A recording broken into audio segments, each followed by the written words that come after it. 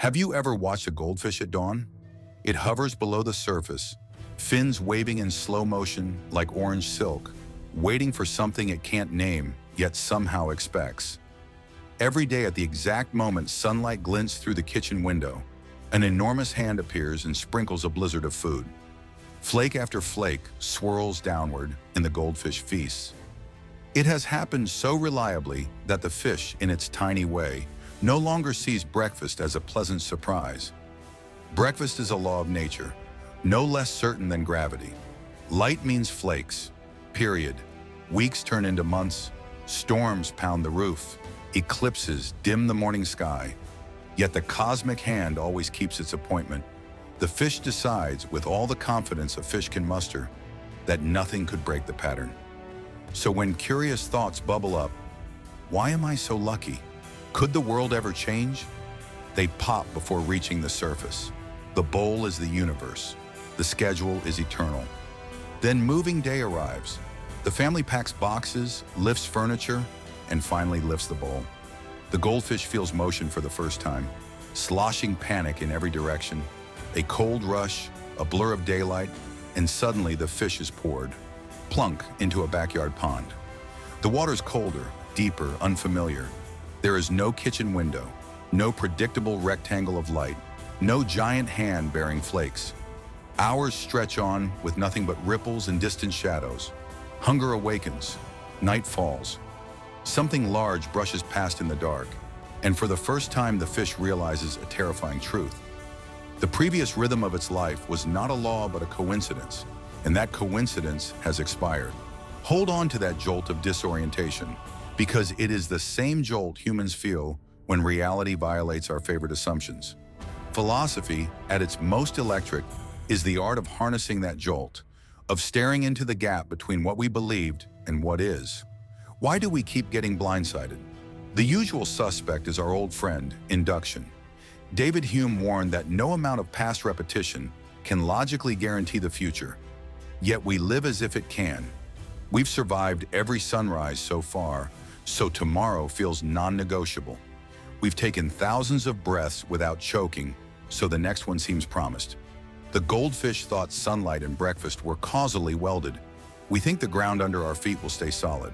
We're all making the same bet, that the pattern continues until it doesn't. The problem deepens when we misjudge which patterns belong in tidy, well-behaved worlds, and which swim in chaotic oceans. Picture two types of realms. Realm 1 is the shallows. Here, limits are obvious. No person can weigh 10,000 tons. No tree grows to brush the moon. Outliers exist but barely tilt the average. Realm 2 is the depths. In the depths, one song can dominate global playlists. One tweet can crash a stock. One microscopic virus can close international borders. Outliers are the average here. They reshape the landscape overnight. Modern life drags more and more of us out of the shallows, where grandparents saved predictably and newspapers arrived on schedule, into depths ruled by runaway feedback loops. Money is now mostly digits on servers. Ideas spread at the speed of fiber optics. Fortunes and reputations rise and plummet on rumors measured in kilobytes. We think we're paddling a calm lake, yet under the surface storms brew that dwarf anything our grandparents imagined. The goldfish didn't realize the bowl sat on a countertop until the countertop disappeared. Likewise, many of our certainties balance on hidden shelves, electrical grids, supply chains, silent agreements among strangers. Shake one shelf and whole beliefs crash. Our confusion is worsened by what Nassim Taleb calls the ludic fallacy, the habit of mistaking real life for a fair, rule-bound game. In a casino, the dice never sprout extra sides overnight. But in reality, the dice can sprout wings, catch fire, or be replaced mid-roll by a completely new game nobody announced. We build confidence models from yesterday's statistics, then gape when tomorrow wedges a black swan right through the bell curve. Even physics, the discipline we treat as the marble cornerstone of certainty, offers its own lessons in humility. Newton's universe ran on clockwork until Einstein bent space-time like rubber. Quantum physicists then revealed particles popping in and out of existence, teleporting information, refusing to choose a single state until observed. Einstein spent the final decades of his life hunting an equation that would marry the cosmic swirl of gravity with the jittery dance of quanta. He died with the puzzle unfinished. Stephen Hawking inched closer by showing black holes might slowly leak radiation, a whisper of quantum behavior scribbled on a gravitational canvas.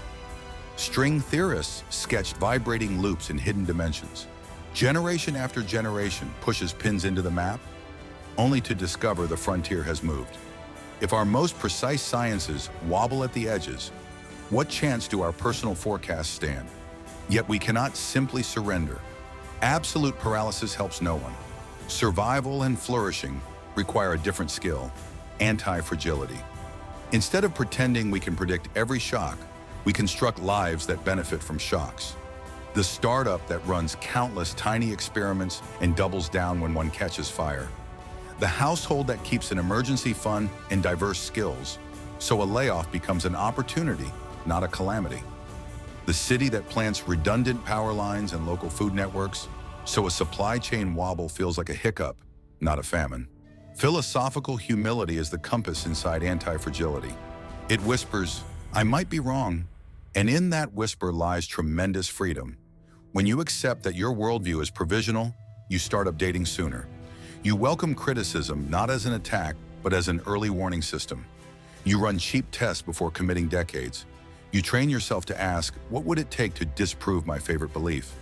And you keep looking for that disproof, the way a pilot scans the horizon even when instruments say skies are clear. Let's bring the lens even closer to tomorrow morning. When your alarm chirps, exactly when it always chirps, pause. Notice the assumption beneath the routine, that electricity flowed all night, that satellites kept time, that your heart kept beating.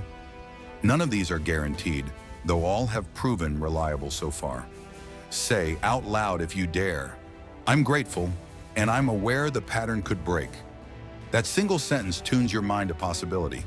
It doesn't make you paranoid, it makes you attentive. Now pick one cherished certainty and tug it gently, like testing a knot. Perhaps you assume college is a golden ticket, or that you know precisely what motivates your partner, or that history arcs naturally toward progress. Gather at least one piece of evidence that contradicts your assumption, not to sink it outright, but to remind yourself it's floating, not fixed. Every contradiction you collect expands the pond, giving you more water to explore if the bowl tips. Does this mean we should wander wide-eyed and anxious through life, jumping at every rustle in the reeds? Number it means adopting a stance the Stoics called amor fati, loving, not fearing, fate. If storms are inevitable, build sails, not shelters. If surprises are certain, cultivate curiosity, not chains of brittle plans. The goldfish thrust into the pond faced dangers, but also vistas, a moonlit surface, water lilies, infinite moving shadows. Had it clung to the memory of flakes falling at 10:01 sharp, it would starve. By sampling algae, chasing bugs, following bigger fish at a distance, it can transform panic into apprenticeship. We too can transform. The pandemic that upended commutes created remote collaborations and unexpected hobbies. A market crash dismantles complacent careers, but seeds new industries. Even personal heartbreak, awful as it feels, clears space for reinvention. The philosopher's task is not to engineer a life free of rupture, that is impossible, but to refine the self who meets rupture. Remember the goldfish once more, but zoom out. The family that moved house believed they were upgrading their pet. More space, natural food, healthier water. What looked like catastrophe to the fish was enhancement to the caretaker. Perspective shifts everything.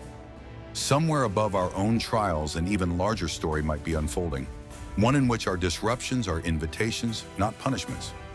So the next time reality veers off script, your flight canceled, your plan rejected, your illusion shattered, imagine yourself suspended in that first cold current of pond water. Let the shock sharpen your senses. Feel the vastness around you. Then start experimenting, because experimenting is how bewilderment turns into wisdom. And if these reflections stirred something in you, curiosity, caution, maybe a glimmer of boldness, share this video with someone who still believes their kitchen window will shine forever. Hit subscribe and place in the comments a single assumption you're ready to re-examine. Your story might be the nudge that prepares another mind for its own leap from bowl to pond. After all, we are all goldfish in someone else's aquarium, and at the very same moment, the caretakers of worlds not yet imagined.